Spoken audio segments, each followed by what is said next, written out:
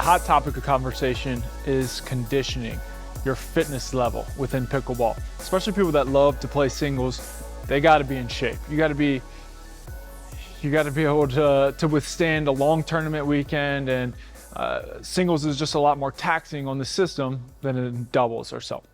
So when it comes to conditioning, there's two types of systems in which we look at. We look at the aerobic system and the anaerobic system. First, we're going to talk about the aerobic system and how we can train that. The aerobic system, I want you to think of like a tank of water. And the aerobic system is like that tank. Every time that you do a sprint or some kind of workout or you're playing in a game, you're kind of taking a drain and letting out some of that water. The bigger our aerobic system is, the bigger that tank is, and the more we can pull from. Having a big aerobic capacity and a big aerobic system just gives us a bigger tank, and that's our foundation. We always kind of pull from that. So that's very important to build, especially in the beginning if you've neglected fitness or you just haven't conditioned in a while. So what I want to do is just give you a little quick style of aerobic workout that you can do at home and give you the basis and the premise of how to program an aerobic session for yourself at home. Obviously, you can always just go for a run, right? You can get on a bike, a rower, a treadmill, things of that nature, and that'll work your aerobic system, right? Because aerobic system is going to be long, drawn out conditioning exercises where your heart rate is more of like at a steady state. It's not like a max effort with a lot of rest. It's more of like this steady state, moderate submaximal heart rate. So you can go for a run, 20, 30 minutes. You can go for a bike, treadmill, things of that nature, rower. Things that are a little bit more enjoyable, a little bit more like the sport are going to be some kind of intervals. They don't have to be max effort intervals, but just intervals that you have a little bit of rest dabbled in and you're also doing some work at a submaximal effort. So I'm going to show you some of those.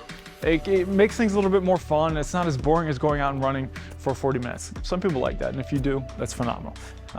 So what we're going to do is we're going to have a couple exercises. I'm not going to show you all of them, but ideally you do whatever, 3 to 6, 5 different exercises for maybe 20 seconds.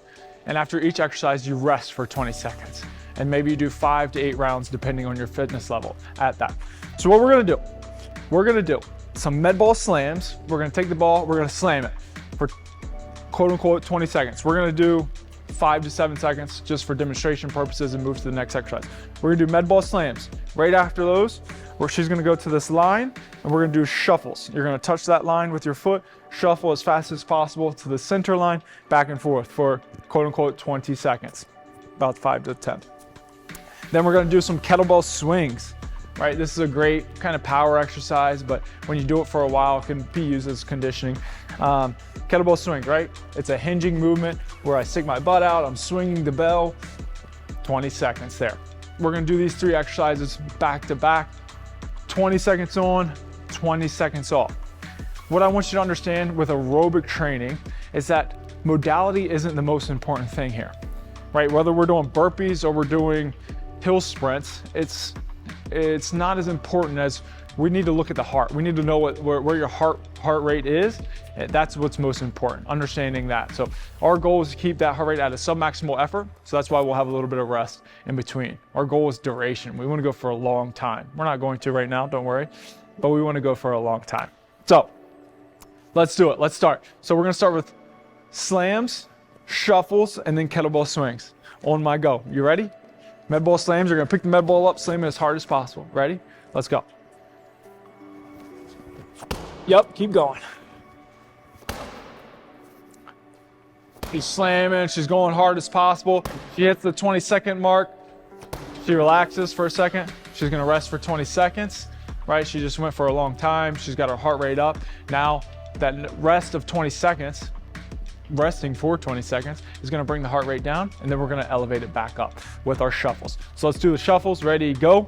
Shuffling from line to line. Good. Line to line. Good.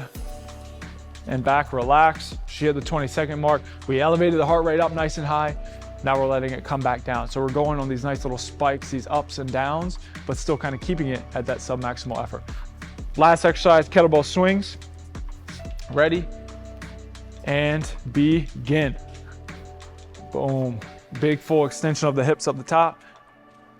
Good, there you go. That's better. Keep going. Forceful.